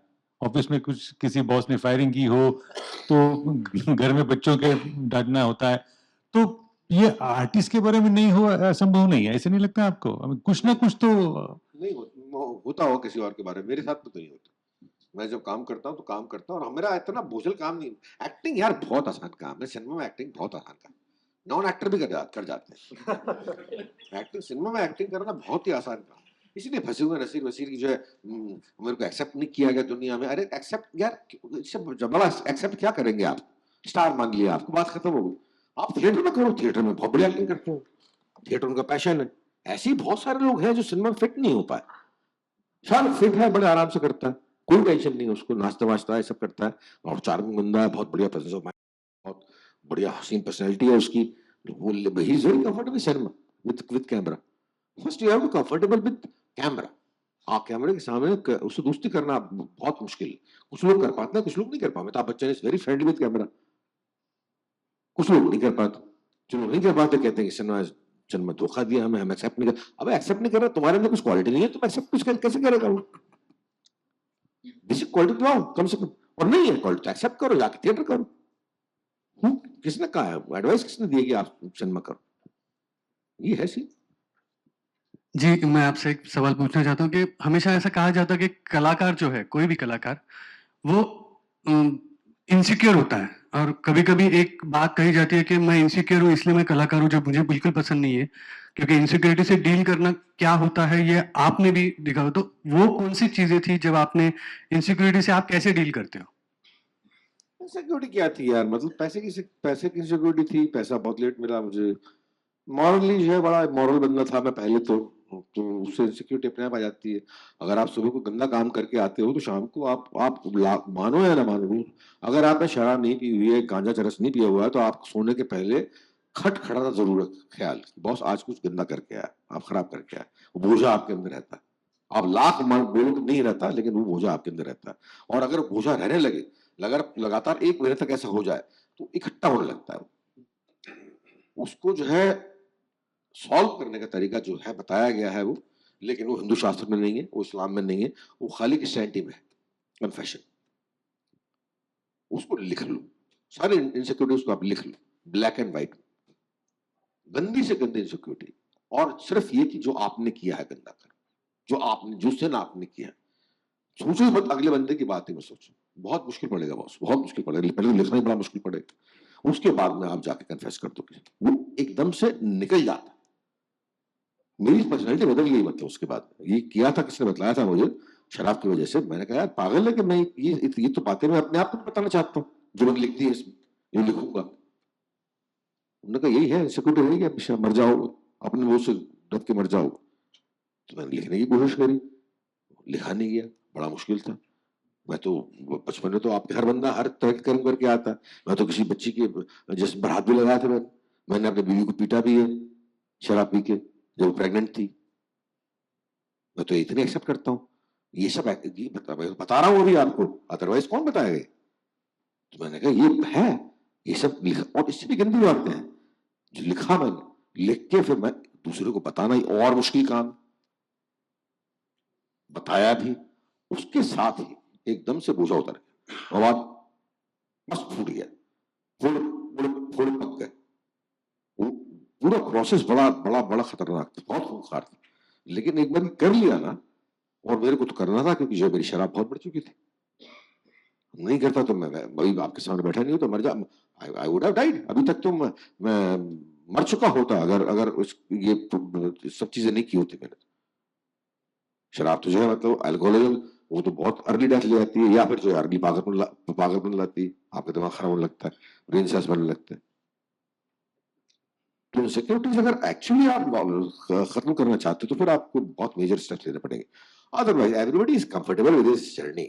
हर बंदा जो है कहता है हम जी तो रहे हैं यार, क्या दिक्कत है, सांस तो चल रही है, जी रहे हैं ना, पैसा कमा रहे हैं, ये है वो है, ठीक है, बढ़िया बात है, जिंदगी जी गुजर रही है, ऐसे गुजार रही है तो गुजरने दो यार। फिर आप चिंता मत करो, आपके साफ होने की जो है, आप बोलते हो कि मैं कंफर्टेबल हो जाऊं बहुत अपने आप के साथ में, कोई नहीं होता फिर। लेकिन फिर ऐसी बातें निकलेगी, अगर आप कंफर्टेबल हो गए तो फिर आप साफ बोलो, स्पष्ट बोलोगे कि हाँ बॉस ये है, ऐसा है, ऐसा है, ऐसा है, ऐसा है, ऐसा है। फिर झिझक नहीं होगी। जो आपने पूछते ना कि आप इतने साफ कैसे बोलते हैं, तो ये मैं बोलता नहीं, मैं निकल रही है मेरे मुंह से बात। That's all. There is no craft behind it. आपकी बातों से कबीर जी की बहुत याद आ रही है। इसकी कबीर जी की, अच्छा, जैसे आपका जिस तरह से आप मराठीत सांगतो मी. ज्या प्रकारे तुम्ही वर्णन करताय तुमच्या जीवनाचं, तुमच्या जीवनातल्या निसंगपणाचं, त्यातनं मला कबीरांच्या दोह्यांची आठवण येते. तर तुमचं काय त्याच्याविषयी अभ्यास आहे? जिस तरह से आप बात कर रहे हैं वो कह रहे हैं कबीर के दोहों की याद आ रही है उन्हें। जिस तरह से आप बयान कर रहे हैं अपनी जिंदगी का, तो कबीर के बारे में आपके क्या ख्याल है? अरे सर क्या क्या ख्याल होंगे, मतलब कबीर के बारे में किसी के क्या ख्याल हो सकते हैं? पहली बात तो यही है, कबीर के बारे में तो हर बंदे के ख्याल ही के रहेंगे। कबीर जो है कबीर थे, कबीर तो कबीर थे वाकई, मतलब उनके बारे में दो ख्याल हो ही नहीं सकता किसी को। सरदार भगत सिंह के बारे में दो ख्याल नहीं हो सकते, दो ख्याल नहीं होंगे उनके बारे में। हिंदुस्तान, पाकिस्तान, हिंदू, मुस्लिम, सिख, ईसाई सब everybody will speak about Bhagat Singh in the same way. ऐसे कबीर साहब के बारे में कौन क्या बोलेगा, कौन क्या बोलेगा? उनके बारे में यही है, क्लियर हेडेड थे। आपने मतलब जो था वो बता दिया, दैट्स ऑल। सुखी सुखी थे, मतलब आनंद में थे। जब मरे तो आनंद में थे, बहुत बहुत सुखी थे। एक ये सवाल का ऐसे मतलब हो सकता है कि उनकी जो रचना है, आप अपने आप की रचनाओं को कहाँ देखते हैं, उसका इम्पैक्ट आपके ऊपर कितना है? क्योंकि दूसरी वजह ऐसी ये सवाल पूछने कि आप पंडित के घर में पैदा हुए, एनएसडी गए, अलकाजी वहाँ के एचओडी थे, ये जो सारा कल्चरल मिक्स है, Kabir is the excellent example of this cultural mix. तो आपके शायराना अंदाज में वो सब कुछ इम्पैक्ट होता है? आपने वो पढ़ा है? आपने अपने आप को अच्छा लगता है डू रिसाइट वो कबीर के दोहे, कबीर की रचनाएं कुमार जी ने गाई है, वैसे भी भजन वैसे मालूम है सबको? हाँ मतलब हाँ ठीक है सर, इसके बारे में ही बोलूंगा कि जो है, हाँ जो आप करते हैं, जो आपकी जिंदगी तजुर्बे होते हैं, आपकी पर्सनैलिटी जो होती है, शख्सियत जो होती है, उनसे बनती है। आप संस्कार जिसे कहते हैं, संस्कार जिसे कहते हैं ना, संस्कार क्या होते हैं? आपके अंदर जो भरे हैं, जो अच्छे बुरे संस्कार हैं आपके, उससे आपकी शख्सियत आती है, पर्सनैलिटी आती है। तो ऐसे ही जो है, जो लिखता हूँ मैं, जो भी लिखता हूँ मैं, अमूमन जो है वो झूठ नहीं होता। पहली बात तो ये, लिखता हूँ कि झूठ नहीं है, गलत गलत गलत भी नहीं है, झूठ नहीं लिखता। तो आप लगातार सच लिख रहे हैं अगर, तो जिसको इम्पैक्ट कुछ तो पड़ेगा आप पर ना। ऐसी झूठ हरकतें नहीं करता, कोशिश करता हूँ कि नहीं हो जाती है कि फिर भी जो है कोशिश करता हूँ कि नहीं हो। झूठ सच ये क्या हो? अरे ऐसा होता है ना, कुछ चीजें होती है मॉरल होती है, कुछ चीजें मॉरल होती है, वो तो रहेगा हमेशा। सेंसर क्या होता है? सेंसर क्या होता है? हालांकि कोई चीज नहीं है ऐसा, मतलब ये मॉरल इसके लिए हो सकती है, दूसरे बंदे के लिए मॉरल हो सकती है, लेकिन सेंसर क्या होता है? कोई तो कहीं रुकावट होगी ना बीच में, इसको बोलते हैं कि गलत है और ये सही है। या वैसे भी ह्यूमैनिटी में भी आपके 50 चीजें होती हैं, बोलते हैं ये अच्छा काम है और ये खराब काम, लेमन की भाषा, ये अच्छा काम है और खराब काम। तो वही करके खराब काम नहीं करते हैं उससे। मेरे ख्याल से अब सवाल आपके पास है नहीं, आप जो जबरदस्ती मुझे खींचने की कोशिश कर रहे हैं। ये पूछना ही चाहता हूँ कि खराब के बारे में कहा, अगर आपको सीधा सवाल ऐसे कि कहते कि झूठा है, गंदा बने, लिखता नहीं, लिखूंगा वगैरह, तो चोली के पीछे क्या है? चोली के पीछे आप, कुछ लोग कहते हैं कि बहुत खराब गाना है, कुछ लोग कहते हैं कि अच्छा गाना है। हम तो गाना है ना, आपको अगर लिखना होगा तो आप क्या लिखते हैं? मैं इसको किसी और तरीके से लिखूंगा, चोली के पीछे लिखूंगा। मुझे सजेस्टिव जो टर्मिनोलॉजी है उससे परेशानी है, सजेस्टिव टर्मिनोलॉजी जो है उससे परेशानी कि इसका कुछ और अर्थ लगा लें आप। मैं अनुराग कश्यप के लिए लिख रहा हूँ, अगली फिल्म है उसकी, उसमें गाने लिख रहा हूँ और वो भी कर रहा हूँ, कंपोज भी कर रहा हूँ। उसमें है वो बदमाश है साला, वो चाहते हैं ऐसे कि जो है ऐसे गाने लिखे जाएं जो कि जरा नमकीन हो, तो मैंने उसके हिसाब से लिखे हैं नमकीन गाने। लेकिन मेरा अपना नजरिया उसका कि आप एक हद के आगे जो है, मतलब इमेजिन कर सकते हैं कि मैं क्या कहने की कोशिश कर रहा हूँ, लेकिन आप पॉइंट आउट नहीं कर सकते। अभी तो कबीर साहब का है वो, क्या मैं बता नहीं सकता दोहा, लेकिन वो बड़ा, मतलब अगर वैसे देखो आप उसको तो बहुत ही गंदा धोआ है वो, मैं हिलूं और तू हिले, ऐसा है कुछ। लेकिन अब है भी, है तो है, उन्होंने लिखा है। हेलो, आप दुनिया भर में घूमे, लाइव बैंड का आपको कैसा एक्सपीरियंस है? अरे बड़ा बढ़िया रहा सर, बहुत बढ़िया रहा, बहुत बढ़िया रहा। लाइव बैंड बनाया जब से जो मेरे गाने जितने भी मैंने फिल्म में इस्तेमाल नहीं किए, सब मैंने उसमें झोंक दिए। सब जो है बड़ा बड़ा मजा आता है लाइव बैंड के साथ। थक जाते हैं हालांकि, 2 घंटे गाना अकेले गाना बहुत मुश्किल पड़ता है, लेकिन बड़ा मजा आता है उसके बाद बहुत। और वो स्टार होने की फीलिंग जो होती है ना, जो मैं कभी बन नहीं पाया सिनेमा में, वो स्टार होती है इस उम्र में, इस उम्र में होती स्टार बनने की फीलिंग, वो बड़ी होती है मतलब। आप एक ही है जो हारमोनियम लेके बैठे। हाँ, आजकल मैंने वो भी छोड़ दिया है सर। हाँ, मतलब उसके अलावा जो है उसको हटाता हूँ ना तो आवाज अलग ही निकलती है। अपने आप पर जो अपने आप से गाता हूँ वो पूरे हाथ पर फैल के गाता हूँ। आजकल जब गाता हूँ तो पूरे बॉडी से गाता हूँ, तो वो उसका मजा ही अलग है। लेकिन अब यूएस टूर जा रहा हूँ, अब यहाँ पर इतना यहाँ से वहां से वहां जाना, टूर करना, फिर साउंड चेक करना, फिर गाना, ये थोड़ा, और मौसम वहां का, फिर टाइम डिफरेंस वगैरह, वो काफी अब असली अग्नि परीक्षा अब होगी। तो मैं जो है कैसे करूंगा कि उसके लिए मेंटली प्रिपेयर कर रहा हूँ अपने आप। नमस्कार। मुझे एक सवाल पूछना था कि आपने कहा कि आप पहले लेफ्टिस्ट विचारों से प्रभावित थे, बाद में आपने कहा विपश्यना की आपने, और अभी आपको क्या लगता है देश में जो अभी माहौल चल रहा है, तो आपके विचारों में कुछ परिवर्तन आया है क्या अभी? आया है ना, मैं I like Modi ji, I like Modi ji. और लोग वह कहते हैं कि यार ये गिरीश जी से बात हुई थी, इन्होंने कहा कि ये परसेप्शन बना रखा है अपने आप, ये एक्चुअली वो है नहीं वैसे। मैंने कहा चलो परसेप्शन बना रखा है, परसेप्शन को ही पसंद करता हूँ, मुझे अच्छा लग रहा है। राहुल गांधी क्यों नहीं बना परसेप्शन? उनके पास सत्ता थी कम से कम 80 साल तक। परसेप्शन वही बनता है जहां पर माल होता है। अच्छा, मोदी साहब को मैं ऐसे पसंद करता हूँ जैसे गुलजार साहब पसंद करता हूँ। गुलजार साहब हो गए, या रजनीकांत जी हो गए, या धर्मेंद्र जी हो गए, ये जो ऐसे बंदे हैं जिनको पसंद करता हूं मैं, उनको ऐसे पसंद करता हूं। ऐसा मान के चलो कि अगर मोदी साहब नहीं होते तो मेरा वोट शायद बीजेपी को भी नहीं जाता। अभी वो है, मुझे लग रहा है ऐसा, इसमें मैं आर्गुमेंट नहीं करूंगा। मुझे लग रहा है कि जो है आपके देश का हित कर रहे हैं कहीं, मुझे लग रहा है ऐसा। Again I don't want to prove, मुझे लग रहा है ऐसा। तो इसलिए जो है खाली इसकी वजह से उनका मैं, ठीक है, सोशल बीइंग, मुझे आई टू यूज माय वोट, तो जाएगा उनकी तरफ वोट। अगर वो नहीं होते तो शायद मैं कहता कि he is not my candidate, nobody is my candidate. क्योंकि माफ कीजिएगा, वो कैसे भी है कि कांग्रेस राज में तो सर मैं भुगत लिया, मतलब वाकई, मतलब वो जो मैंने देखा इंदिरा जी का फेज में जवान हो रहा था, 70 में जवान हुआ हूं मैं। अरे तो क्या हालत थी, मतलब कोई पार्टी अपोजिशन में नहीं हो, इसका इतना खतरनाक परिणाम हो सकता है ये मुझे मालूम नहीं था। ये कांग्रेस थी उस वक्त।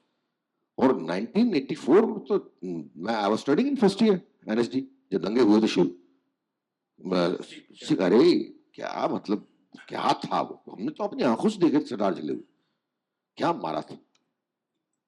तो मतलब बैलेंस ही नहीं था देश में। राजीव साहब बन गए, कौन हो भाई, तो पायलट हो, पीएम कैसे बन गए कैसे बन गए यार, बताओ तो। इंदिरा गांधी बन गई क्योंकि उनके पिताजी जो है आपके मतलब पीएम थे, तो कुछ मिले थे उनको आनुवंशिक तौर पर। आप कैसे बन गए? राहुल जी बेटा,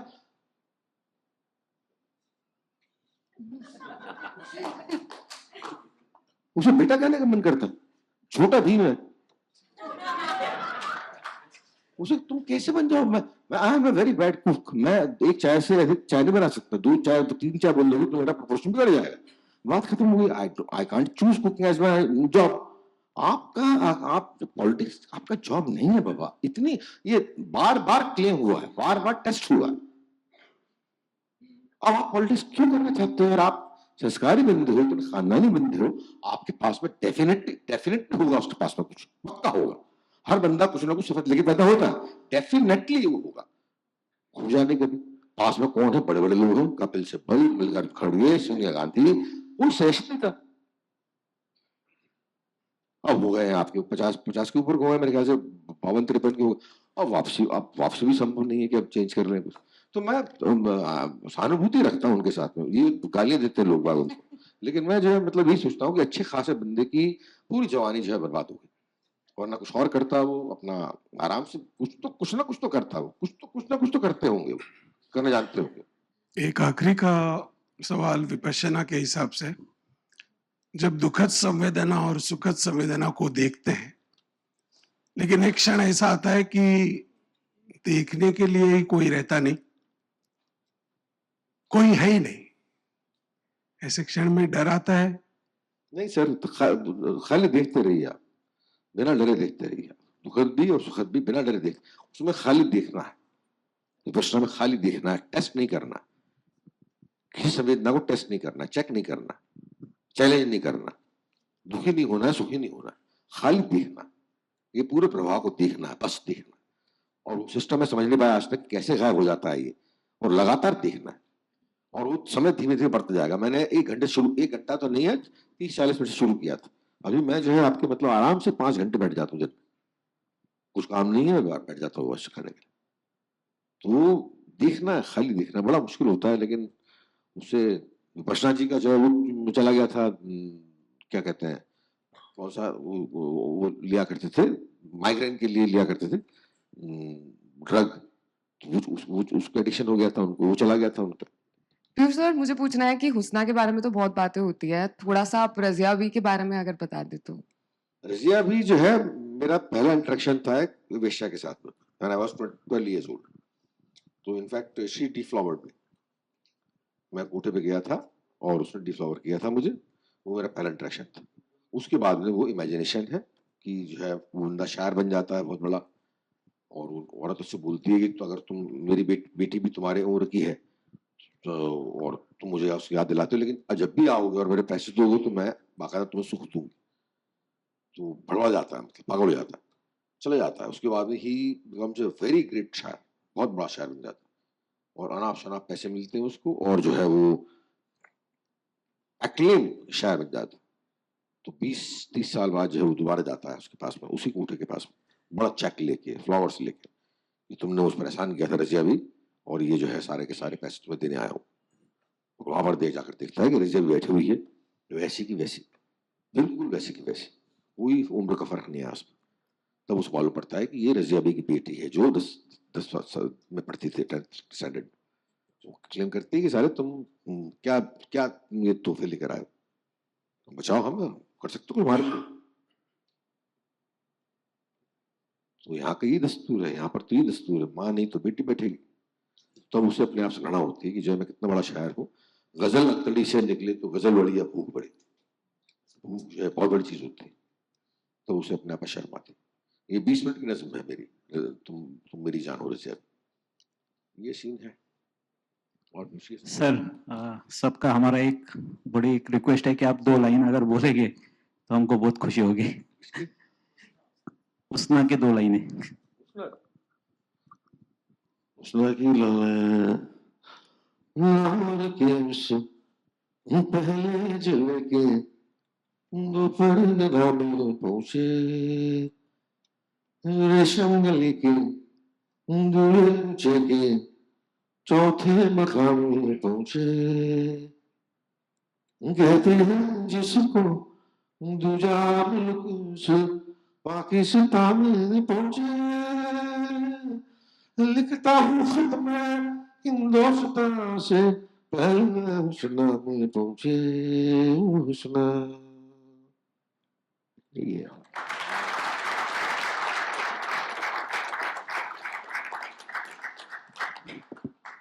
बहुत बहुत शुक्रिया Piyush ji. Thank you very much. धन्यवाद सर, खूप खूप आभार. आणि पुन्हा एकदा माननीय संपादक महोदयांना रंगमंचावरती आमंत्रित करतो. आपण एक छोटीशी भेटवस्तू लोकसत्ताच्या वतीने पीयूषजींना देऊया. पुन्हा एकदा जोरदार टाळ्या सगळ्यांकडून व्हायला हरकत नाही. धन्यवाद.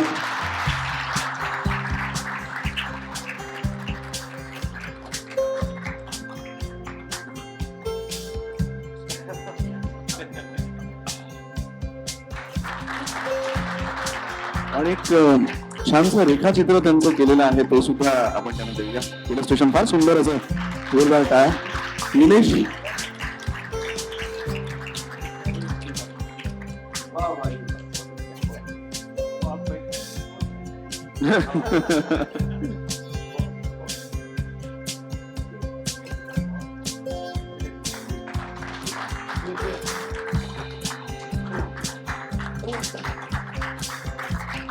वा. तो गिरीशरांना विनंती करतो आपण ओमला सुद्धा भेटवस्तू देऊया लोकसत्ताकडून.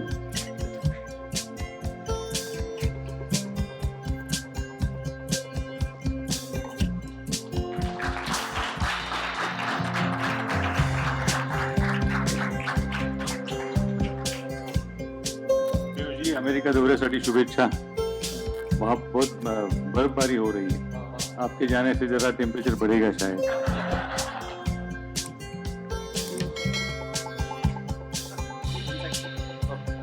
बसलेला